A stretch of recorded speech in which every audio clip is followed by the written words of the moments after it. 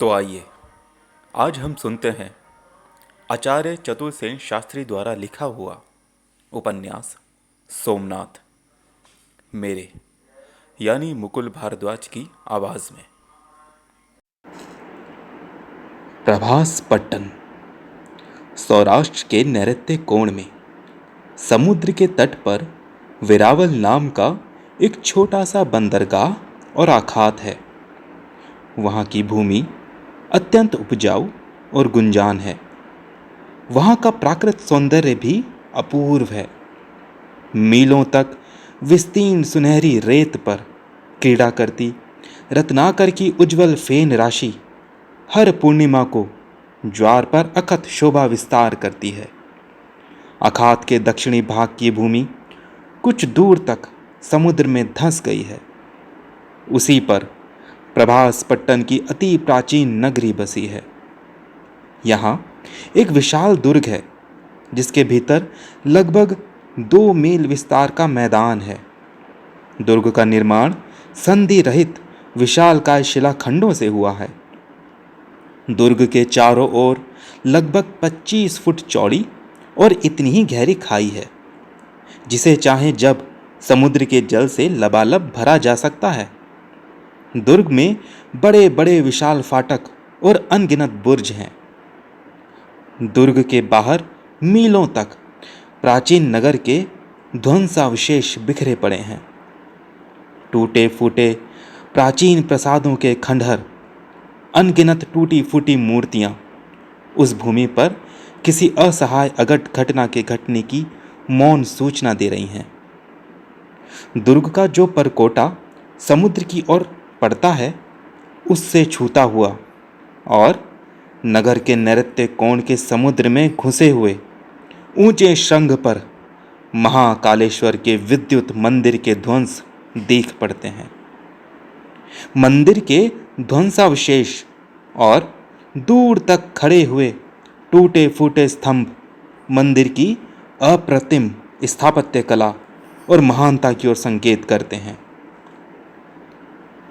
अब से लगभग 1000 वर्ष पहले इसी स्थान पर सोमनाथ का कीर्तिवान महालय था, जिसका अलौकिक वैभव बद्रिकाश्रम से सेतुबंध रामेश्वर तक और कन्याकुमारी से बंगाल के छोर तक विख्यात था। भारत के कोने कोने से श्रद्धालु यात्री ठठ के ठठ 12 महीने इस महातीर्थ में आते और सोमनाथ के भव्य दर्शन करते थे। अनेक राजा, रानी, राजवंशी, धनी कुबेर, श्रीमंत साहूकार यहाँ महीनों पड़े रहते थे और अनगिनत धन, रत्न, गांव, धरती सोमनाथ के चरणों में चढ़ा जाते थे। इससे सोमनाथ का वैभव अवर्णनीय एवं अतुलनीय हो गया था। उन दिनों भारत में वैष्णव धर्म की अपेक्षा शैव धर्म का अधिक प्राबल्य था। सोमनाथ महालय निर्माण में उत्तर और दक्षिण दोनों ही प्रकार की भरत खंड की स्थापत्य कला की परिकाष्ठा कर दी गई थी। यह महालय बहुत विस्तार में फैला था। दूर से उसकी धवल दृश्यावली चांदी के चमचमाते पर्वत श्रृंग के समान दिख पड़ती थी। संपूर्ण महालय उच्च कोटि के श्वेत मरमर का बना था। महालय के मंडप के भारी भारी खंभों पर हीरा, माणिक, नीलम आदि रत्नों की ऐसी पच्चीकारी की गई थी कि उसकी शोभा देखने से नेत्र थकते नहीं थे। जगह जगह सोने चांदी के पत्र स्तंभों पर चढ़े हुए थे। ऐसे 600 खंभों पर महालय का रंग मंडप खड़ा था। इस मंडप में 10,000 से भी अधिक दर्शक एक साथ सोमनाथ के पुण्य दर्शन कर सकते थे। इस मंडप में द्विज मात्र ही जा सकते थे। मंडप के सामने गंभीर गर्भगृह में सोमनाथ का अलौकिक ज्योतिर्लिंग था। गर्भगृह की छत पर और दीवार पर रत्ती रत्ती रत्न और जवाहर जड़े थे। इस कारण साधारण घृत का दिया जलने पर भी वहां ऐसी झलमलाहट होती थी कि आंखें चौंधिया जाती थी। इस भूगर्भ में दिन में भी सूर्य की किरणें प्रविष्ट नहीं हो सकती थी। वहां रात दिन सोने के बड़े बड़े दीपकों में घृत जलाया जाता था तथा चंदन केसर कस्तूरी की धूप रात दिन जलती रहती थी, जिसकी सुगंध से महालय के आसपास 2-2 योजन तक पृथ्वी सुगंधित रहती थी। रंग मंडप के चिकने स्वच्छ फर्श पर देश देश की असूर्यपश्य महिलाएं रत्नाभूषणों से सुसज्जित, रूप यौवन से परिपूर्ण, गुण गरिमा से लदी फदी, जगह जगह बैठी श्रद्धा और भक्ति से नतमस्तक कोमल स्वर से भगवान सोमनाथ का स्तवन घंटों करती रहती थी। नियमित पूजन और नित्य विधि के समय 500 वेद पाठी ब्राह्मण सस्वर वेद पाठ करते और 300 गुणी गायक देवता का विधि विधान वाद्यों के साथ स्तवन करते तथा इतनी ही किन्नरी और अप्सरा से देवदासियां नर्तकियां नृत्य कला से देवता और उनके भक्तों को रिझाती थी। नित्य विशाल चांदी के 100 घड़े गंगा जल से ज्योतिर्लिंग का स्नान होता था, जो निरंतर हर करों की डाक लगाकर 1000 मील से अधिक दूर हरिद्वार से मंगवाया जाता था। स्नान के बाद बहुमूल्य इत्रों से तथा सुगंधित जलों से लिंग का अभिषेक होता था। इसके बाद श्रृंगार होता था। सोमनाथ का ये ज्योतिर्लिंग 8 हाथ ऊंचा था, अतः इसका स्नान, अभिषेक, श्रृंगार आदि एक छोटी सी सोने की सीढ़ी पर चढ़कर किया जाता था। सब संपन्न हो जाने पर आरती होती थी, जिसमें शंखनाद, चौगड़िया, घंट आदि का महाघोष होता था। ये आरती 4 योजन विस्तार में सुनी जाती थी। मंडप में 200 मन सोने का ठोस श्रृंखला से लटका हुआ एक महाघंट था, जिसका वज्र गर्जना के समान घोर रव मीलों तक सुना जाता था। सोमनाथ महालय के चारों द्वारों पर एक एक पहर के अंतर से नौबत बजती थी। इस प्रकार ऐश्वर्य और वैभव से इस महातीर्थ की महिमा दिग दिगंत तक फैल गई थी। इन सब कामों में अपरिमित द्रव्य खर्च होता था, किंतु उससे महालय के अक्षय कोष में कुछ भी कमी नहीं होती थी। 10,000 से ऊपर गांव महालय को राजा महाराजाओं के द्वारा अर्पण किए हुए थे।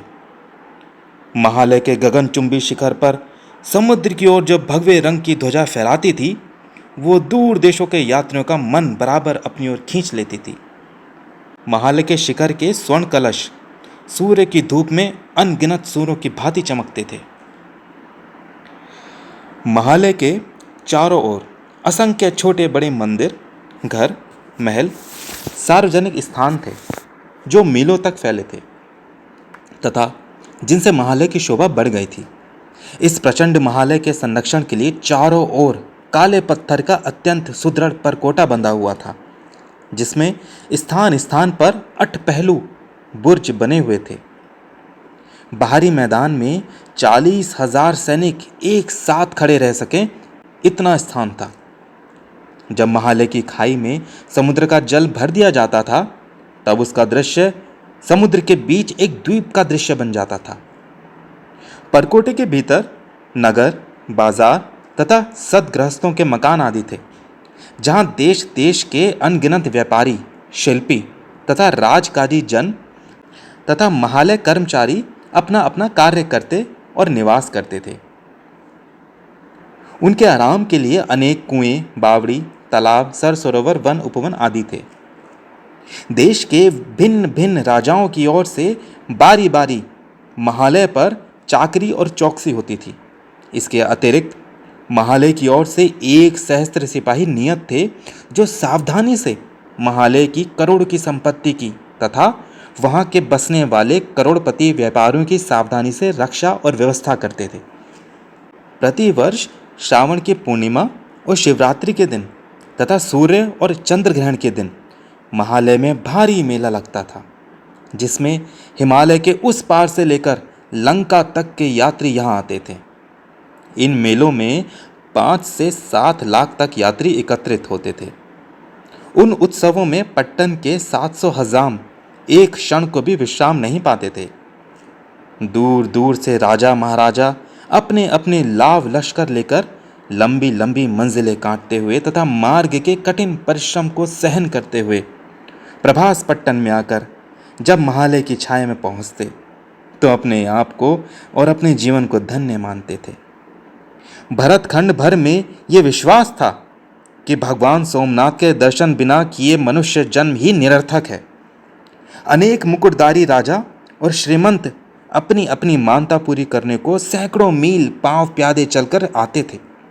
इन सब कारणों से उन दिनों पट्टन नगर भारत भर में व्यापार का प्रमुख केंद्र बन गया था। मालव, हिमाचल, अबुर्द, अंग, बंग, कलिंग के अतिरिक्त अरब, ईरान और अफगानिस्तान तक के व्यापारी तथा बंजारे अपना कीमती माल लेकर इन मेलों के अवसरों पर आकर अच्छी कमाई कर जाते थे। पट्टन के बाजार उन देशों की हल्की भारी कीमत वाले जिन्सों और सामग्रियों से पटे रहते थे।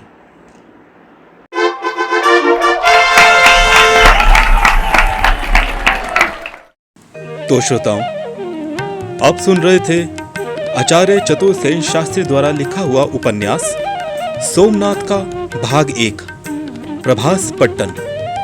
धन्यवाद।